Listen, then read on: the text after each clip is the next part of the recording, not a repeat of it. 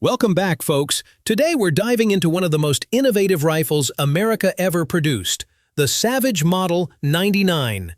It's a classic lever gun that has all but disappeared from production. But for those of us who know our rifles, its legacy still looms large. What set it apart wasn't just that it was lever action. It featured a rotary magazine, something you almost never see on a lever rifle. Whitetail hunters in particular swore by it. Back in the early 1900s, deer numbers were bouncing back, and naturally deer hunting exploded in popularity. If you were chasing whitetails back then, chances are you were carrying a lever gun. The king of the woods was the Winchester Model 94, chambered mostly in .30-30 Winchester. That rifle was everywhere. But the guys who really knew their ballistics, the serious hunters, were running the Savage 99. Here's why. Traditional lever rifles from Winchester and Marlin relied on tubular magazines. The problem with a tube mag is simple. Every cartridge stacks nose to primer. Add recoil into the equation, and if you're running spitzer, pointed bullets, you've got a real risk of a chain fire. That's why tube-fed rifles are generally limited to flat or round-nose bullets, or you run just 2 rounds, one in the chamber and one in the tube. Either way, your ammo choices and effective range are compromised. The Savage 99 solved this with its rotary magazine. Instead of lining up primer to bullet, each round was cradled in its own slot, laid out in a circular drum.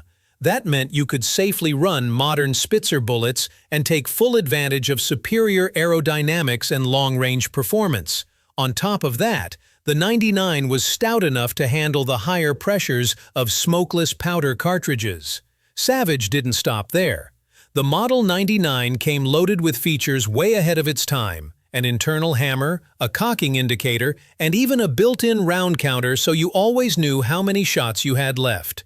Then, in 1915, Savage introduced the 250 Savage, aka 250-3000, specifically for the 99.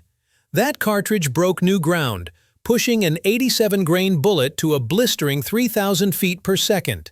A first in the hunting world.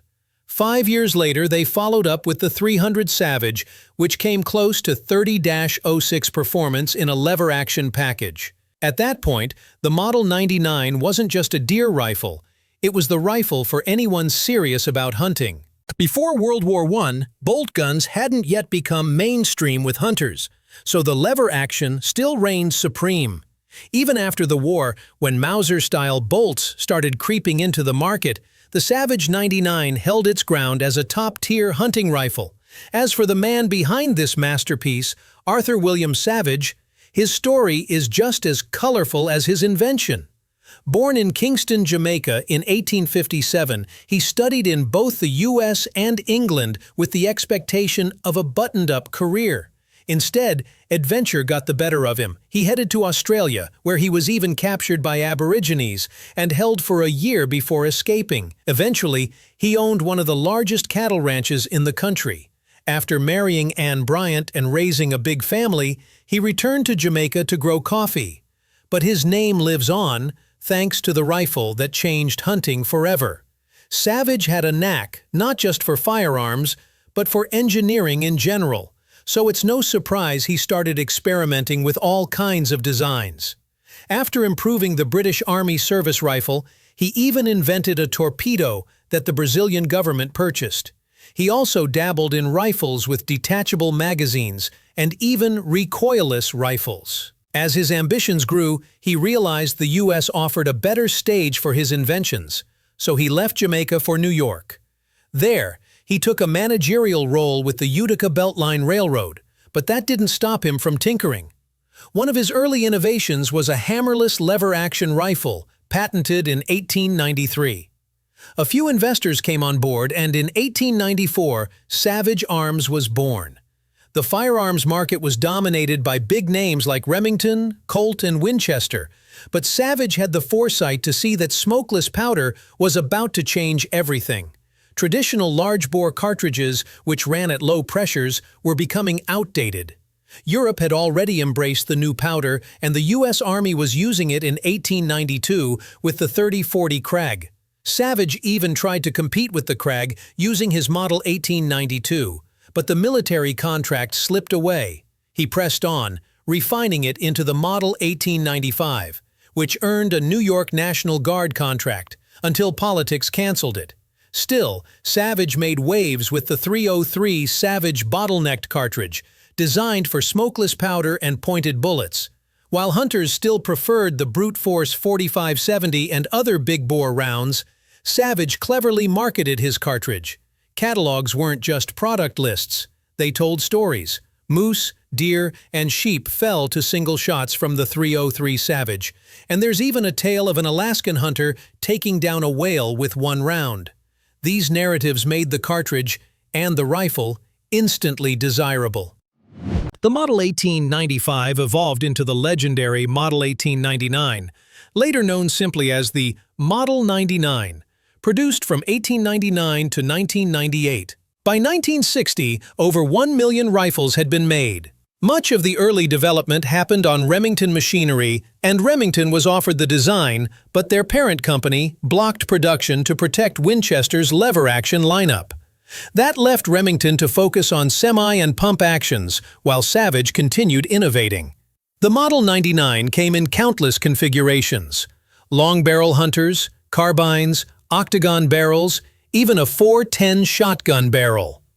By the 1950s, some were drilled and tapped for scopes, switched to steel from brass, and lost the magazine round counter. Certain versions even had detachable magazines. Mechanically, the 99 is hammerless, with a faster lock time than most lever guns. A long, wide, curved metal piece links the lever to the breech bolt, giving the rifle its distinctive profile when cycling the action. Closing the lever locks the bolt solidly, handling the higher pressures of smokeless cartridges. The controlled round feed ensures each cartridge is captured and held by the extractor as it moves to the chamber. A cocking pin indicator pops up on top when the rifle is ready to fire.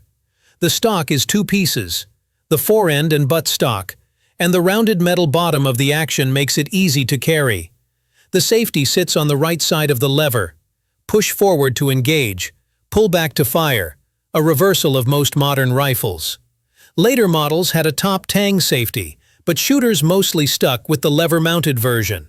Chamberings for the 99 included the .303 Savage, .22 Savage High Power, based on the .25-35 Winchester, the famous .250-3000, and the .300 Savage.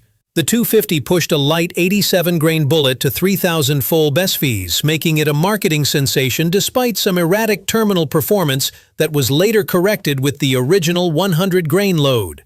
The .300 Savage debuted after World War I, firing a 150-grain bullet at 2,700 5-piece, enough to rival the .30-06 before it reached its later 2,900 5-piece velocity. This cartridge became popular enough that other manufacturers chambered rifles for it, and it eventually influenced the development of .308 Winchester, 7.62 NATO, which eventually eclipsed it. After production of the Model 99 ended, Savage hit a rough patch until Ron Coburn took over, streamlining the company around the Model 110. Today, Savage continues to make quality firearms, but the Model 99 has never returned. High production costs, hand-fitted parts, and labor-intensive machining made a revival prohibitive, though the success of other premium, heritage rifles shows it could be done. A dedicated customer base of hunters and collectors still exists, ready to snap up any Model 99 if production resumed.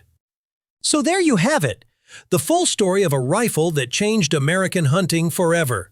If you enjoyed this deep dive, hit that thumbs up, subscribe, and ring the bell to catch all future videos. See you next time.